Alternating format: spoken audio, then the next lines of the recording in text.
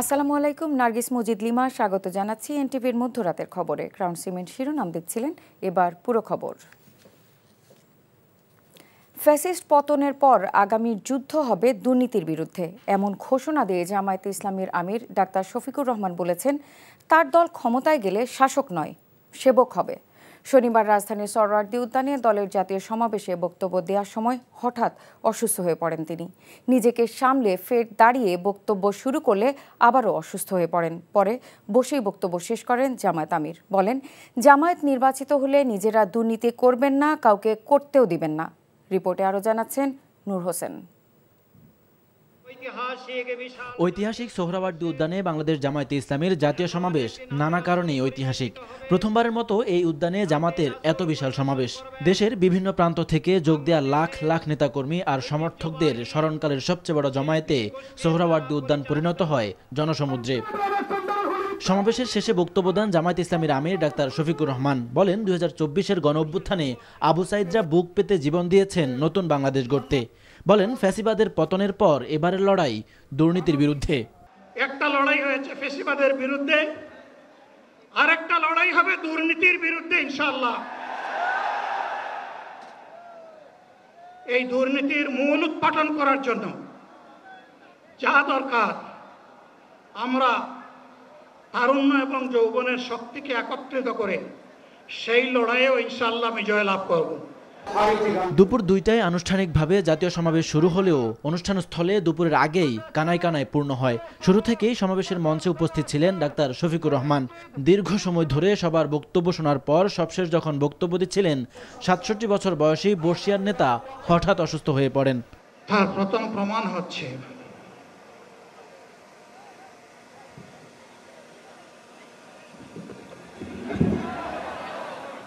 Minute খানেক পর সবাইকে অবাক করে আবারও দাঁড়িয়ে তার অসমাপ্ত কথা আবারও শুরু করেন ডাক্তার শফিকুর রহমান। আল্লাহ তাআলার শুকরিয়া আদায় করি আবার আপনাদের সামনে দাঁড়াতে পেরেছি। গরমের কারণে হিটস্ট্রোকে আক্রান্ত হয়ে বক্তব্যরত অবস্থায় আবারও পড়ে যান ডাক্তার শফিক। এরপর চিকিৎসকরা তাকে আর বক্তব্য না দেওয়ার অনুরোধ করলেও তা উপেক্ষা করে দেশের বিভিন্ন স্থান থেকে আগত নেতাকর্মী এবং দেশবাসীর উদ্দেশ্যে তার অবশিষ্ট বার্তা বসেই শেষ করেন জামায়াতের আমির। আমার মওত আমার আল্লাহ নির্ধারিত সময় থেকে 1 সেকেন্ড আগে হবে না। যদি আল্লাহর ইচ্ছায়, জনগণের ভালোবাসায় বাংলাদেশ জামায়াতে ইসলামী থেকে সংসদ সদস্যরা নির্বাচিত হয়ে সরকার গঠন করেন, তাহলে কোনো এমপি, কোন মন্ত্রী আগামীতে সরকার কিন্তু প্লট গ্রহণ করবে না। কোন এমপি এবং কোন মন্ত্রী ট্যাক্সবিহীন কোন গাড়ি চড়বে না। কোন এমপি এবং কোন মন্ত্রী তার নিজের হাতে কোনো টাকা চালাচালি করবে না। সম্মানিত বন্ধুগণ, চাঁদা আমরা নিব না, দুর্নীতি আমরা করব না। চাঁদা আমরা নিতে দেব না, দুর্নীতি আমরা সহ্য করব না। 2006 সালের 28 অক্টোবর থেকে শুরু করে পল্টন গণহত্যা, শাপলা গণহত্যা, সারা দেশের গণহত্যা, পিলখানার গণহত্যা, 24-এর গণহত্যা, এই গণহত্যা যারা করেছে তাদের সকলের বিচার বাংলাদেশের মাটিতে নিশ্চিত করতে হবে। এদের বিচারের দৃশ্যমান প্রক্রিয়া শুরু না করা পর্যন্ত পুরানা ব্যবস্থাপত্রে বাংলাদেশ আর চলবে না। রাজধানীর সোহরাওয়ার্দী উদ্যানে জামায়াতে ইসলামীর জাতীয় সমাবেশ থেকে 7 দফা দাবি উত্থাপিত হয়। ঐতিহাসিক সোহরাওয়ার্দী উদ্যানের লক্ষ লক্ষ জনতার এই সমাবেশ থেকে জামায়াতে ইসলামীর ঘোষণা, এদেশে আর কখনো ফ্যাসিবাদের জায়গা হবে না। আধিপত্যবাদের কালো থাবা মুক্ত ইনসাফ ভিত্তিক কল্যাণ রাষ্ট্র প্রতিষ্ঠায় সবাইকে এগিয়ে আসার আহ্বান জামাত নেতাদের। সোহরাওয়ার্দী উদ্যান থেকে নূর হোসেন, এনটিভি নিউজ, ঢাকা। প্রাথমিক চিকিৎসা ও পরীক্ষা নিরীক্ষা শেষে হাসপাতাল থেকে বাসায় ফিরেছেন জামায়াতে ইসলামী আমির ডাক্তার শফিকুর রহমান। বিকেলে সোহরাওয়ার্দী উদ্যানের সমাবেশে সভাপতির বক্তব্য দেওয়ার সময় অসুস্থ হয়ে পড়লে সন্ধ্যায় তাকে ধানমন্ডির ইবনে সিনা হাসপাতালে ভর্তি করা হয়। সেখানে তার এমআরআই সহ আনুষঙ্গিক পরীক্ষা নিরীক্ষা করা হয়। পরে তিনি অসুস্থ বোধ করলে ডাক্তারের পরামর্শ নিয়ে বাসায় চলে যান। হাসপাতালে তাকে দেখতে যান বিএনপি মহাসচিব মির্জা ফখরুল ইসলাম আলমগীর। এ সময় দলটির স্থায়ী কমিটির সদস্য ডক্টর আব্দুল মঈন খান সঙ্গে ছিলেন। পরে জামায়াতের আমিরকে দেখতে যান অন্তর্বর্তী সরকারের প্রধান উপদেষ্টার প্রেস সচিব শফিকুল আলম।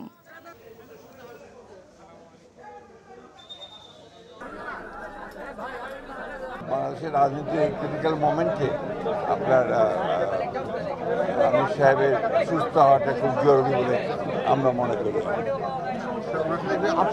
আল্লাহ তাআলার কাছে দোয়া চাই যে আল্লাহ তাআলা তাকে দ্রুত সুস্থ করেন। এই দুর্নীতি সমাজ থেকে নির্মূল না হওয়া পর্যন্ত নাগরিক জীবনে কোনো ধরনের কোনো নিরাপত্তা আসার কোনো সম্ভাবনা নেই। জামায়াতে ইসলামীর জাতীয় সমাবেশে বিভিন্ন রাজনৈতিক দলের আমন্ত্রিত নেতারা অভিযোগ করেন ফ্যাসিবাদের দোসররা মাথা উঁচু করে দাঁড়ানোর চেষ্টা করছে, যা এখনই প্রতিরোধ করতে হবে।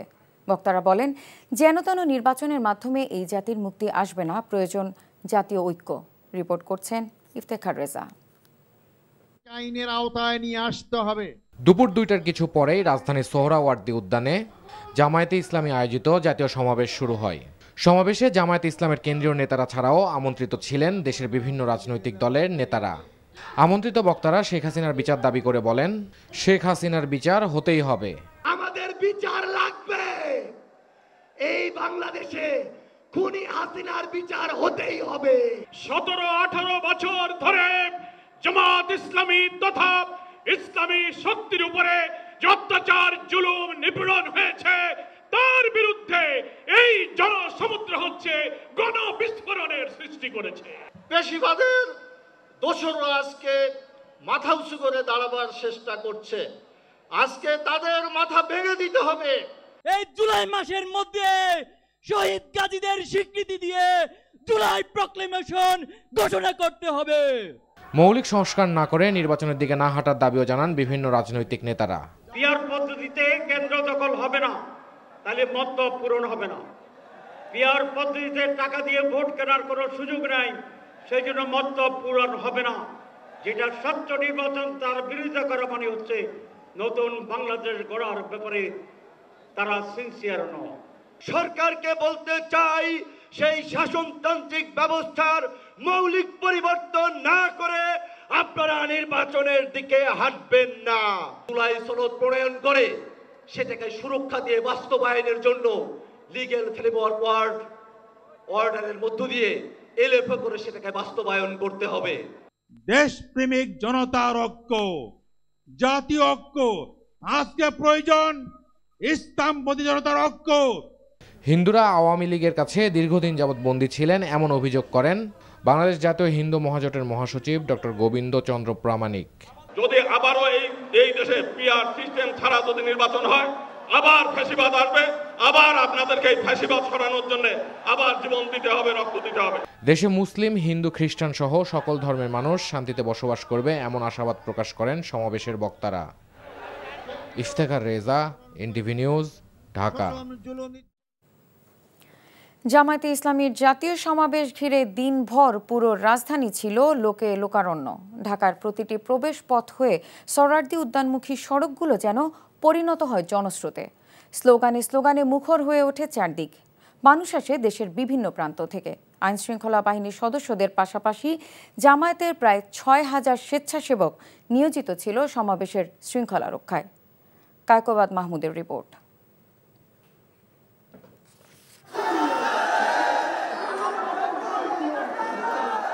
জামায়াতে ইসলামীর জাতীয় সমাবেশে যোগ দিতে শনিবার ভোর থেকেই বিভিন্ন প্রান্ত থেকে সোহরাওয়ার্দী উদ্যানমুখী হাজারো মানুষের মিছিল।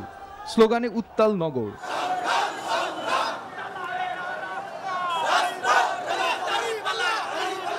গাবতলী, সায়দাবাদ, মহাখালী, বনানী, কমলাপুর, পুরান ঢাকা সহ নগরীর বিভিন্ন এলাকা থেকে দীর্ঘপথ পায়ে হেঁটে সমাবেশের স্থলে পৌঁছে নেতাকর্মীরা। ব্যানার, ফেস্টুন আর দলীয় ও জাতীয় পতাকায় সজ্জিত গোটা রাজপথ।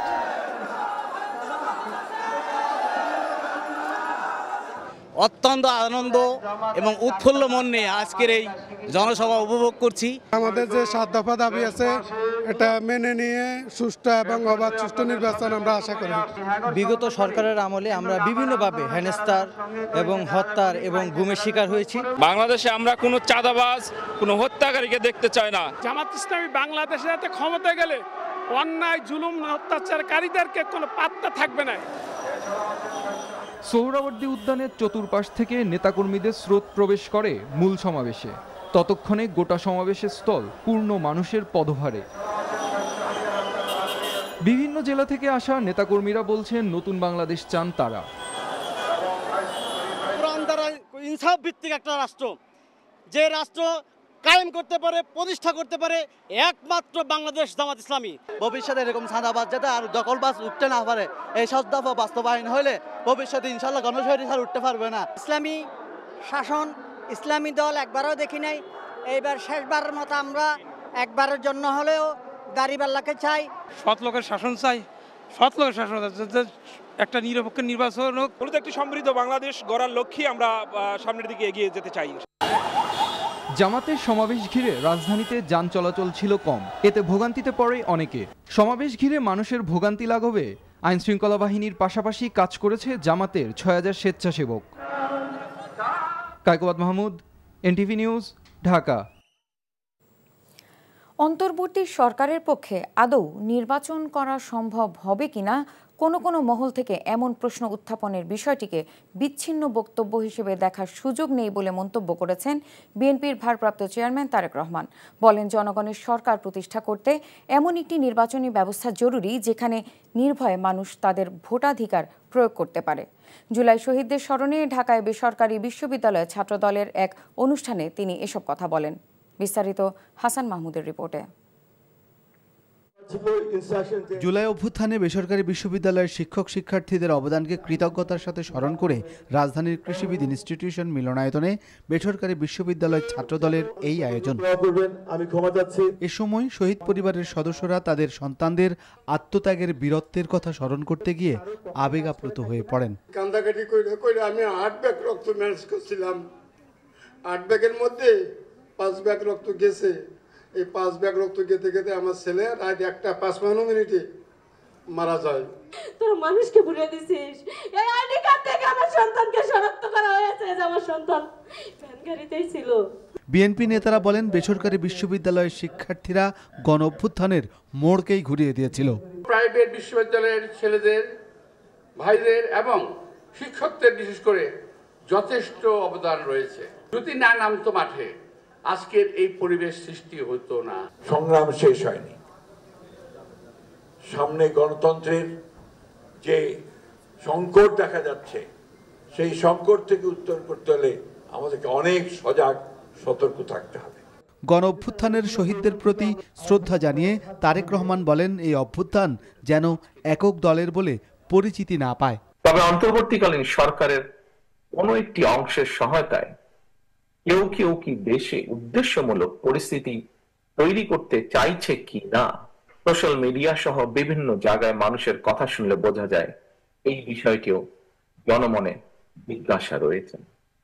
অন্তর্বর্তীকালীন সরকারের পক্ষে অবৈধ নির্বাচন অনুষ্ঠান সম্ভব কিনা কোন মহল থেকে এমন ধরনের প্রশ্ন উপস্থাপন বিচ্ছিন্ন বক্তব্য হিসেবে বোধহয় দেখার আজ কোনো সুযোগ নেই।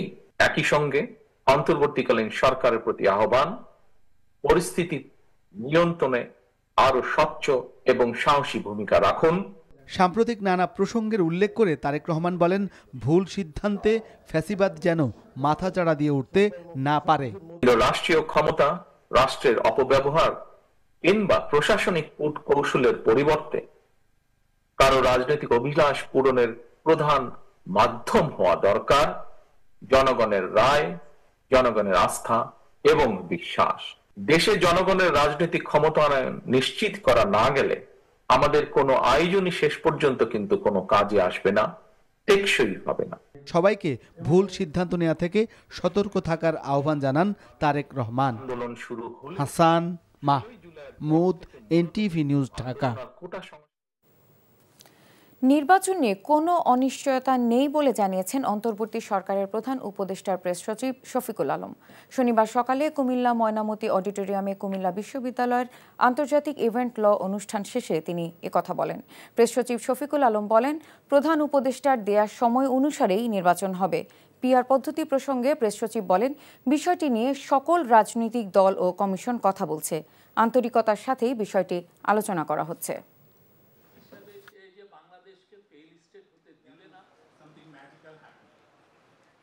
নির্বাচন নিয়ে কোনো ধরনের কোনো অনিশ্চয়তা নাই। নির্বাচন ভালো হবে, নির্বাচনের জন্য যে পরিবেশ সেটা ঠিক করা হবে এবং লেভেল প্লেইং ফিল্ড থাকবে। এটা ন্যাশনাল কনসেনসাস কমিশনের সাথে পলিটিক্যাল পার্টিগুলোর সাথে কথা হচ্ছে, যেই ধরনের সিনসিয়ারিটি শো করছেন, যার ফলে দেখেন খুব দ্রুত অনেক বিষয়ে ঐক্যমত্য পৌঁছানো হচ্ছে।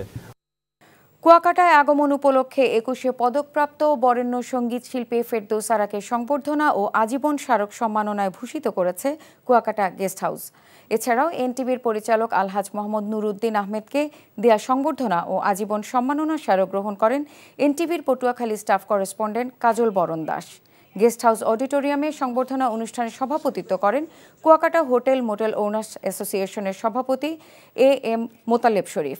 অনুষ্ঠানে প্রধান অতিথি ছিলেন কুয়াকাটা পৌর প্রশাসক ইয়াসিন সাদেক। বিশেষ অতিথি ছিলেন কুয়াকাটা ওনার্স অ্যাসোসিয়েশনের সাধারণ সম্পাদক মোহাম্মদ সাইদ হাসান।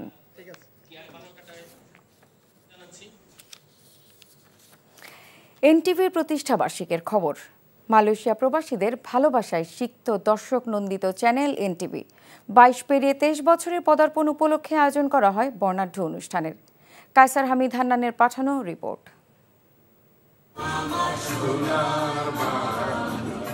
প্রবাসী বাংলাদেশিদের পছন্দের শীর্ষে থাকা এনটিভির 23 বছরের পদার্পণ উপলক্ষে বর্ণিল অনুষ্ঠানের আয়োজন করে এনটিভি দর্শক ফোরাম মালয়েশিয়া।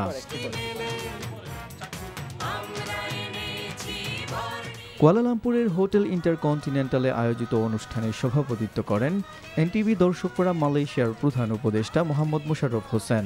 প্রধান অতিথি ছিলেন বাংলাদেশ হাই কমিশনের প্রেস সচিব সুফি আব্দুল্লাহ হিল মারুফ। অনুষ্ঠানটি সঞ্চালনা করেন মালয়েশিয়া আলফা ইউনিভার্সিটির শিক্ষার্থী সাবরিনা জান্নাত সূচনা এবং ইউনিভার্সিটি পুত্রা মালয়েশিয়ার শিক্ষার্থী আদিবা আহমেদ। এনটিভির বিগত দিনের অর্জনগুলো তুলে ধরেন বাংলাদেশ কমিউনিটি প্রেস ক্লাব মালয়েশিয়ার সহসভাপতি ও এনটিভির স্টাফ করেসপন্ডেন্ট কায়সার হামিদ হান্নান। আমি বিশ্বাস করি প্রবাস থেকেও দেশীয় সংস্কৃতি, সংবাদ এবং সমাজের সঙ্গে সংযোগ রক্ষা করার চলার দীর্ঘ সময়টি এনটিভি আপনাদের বিশ্বাসের প্রতীক হয়ে উঠেছে। প্রবাসী ধরনের আয়োজন করা এটা অত্যন্ত গুরুত্বপূর্ণ একটা বিষয়। প্রবাসীদের নিয়ে, কারণ এখানে আমাদের যারা নেক্সট প্রজন্ম যারা আছে বা যারা আছে আমরা দূরে থাকি, আমি চেষ্টা করছি মালয়েশিয়াতে আমাদের টিভি চ্যানেলগুলো যাতে প্রচার করা যায় সে ধরনের একটি উদ্যোগ নেওয়ার জন্য এনটিভির পক্ষ থেকে বাংলাদেশে যারা সম্মানিত সাংবাদিকবৃন্দ আছেন তাদের কাছে অনুরোধ করব, আপনারা বাংলাদেশের নতুন বাংলাদেশ বিনির্মাণে, বাংলাদেশ একটি ইনসাফের রাষ্ট্র কায়েমে এবং সঠিক সুন্দর বাংলাদেশ, দুর্নীতিমুক্ত বাংলাদেশ গড়ার প্রশ্নে আপনারা সঠিক তথ্য মানুষের কাছে তুলে ধরবেন। অনুষ্ঠানে আরো বক্তব্য দেন ঢাকা বিশ্ববিদ্যালয়ের অধ্যাপক doctor Hamida Khanam, Hajiganj ideal college of এডুকেশনের principal Mohammad Salauddin Bhuiyan, Mahtab university of science and টেকনোলজির প্রতিষ্ঠাতা ও chairman Mahtab Uddin Biswas, nice international হোটেলের ম্যানেজিং ডিরেক্টর খন্দকার হাসান কবির, বাইফাই অ্যাওয়ার্ডের president Shahriar Swapan, Bangladesh community press club মালয়েশিয়ার সভাপতি Aminul Islam Ratan, Malaysia Bangladesh chamber of কমার্সের সভাপতি মাহবুব আলম শাহ, যুবনেতা জসিম উদ্দিন, নারী উদ্যোক্তা পাপিয়া আক্তার ও রিজওয়ানা সোনিয়া সহ অন্যরা। NTV international desk. এই ছিল মধ্যরাতের খবরে। এই খবরের ভিডিও সহ আপডেট জানতে ভিজিট করুন এনটিভি অনলাইন www.ntvbd.com। এছাড়াও এনটিভির জনপ্রিয় সব অনুষ্ঠান ও খবরের আপডেট জানতে ভিজিট করুন আমাদের ইউটিউব ও ভেরিফাইড ফেসবুক পেজে। ধন্যবাদ সবাইকে।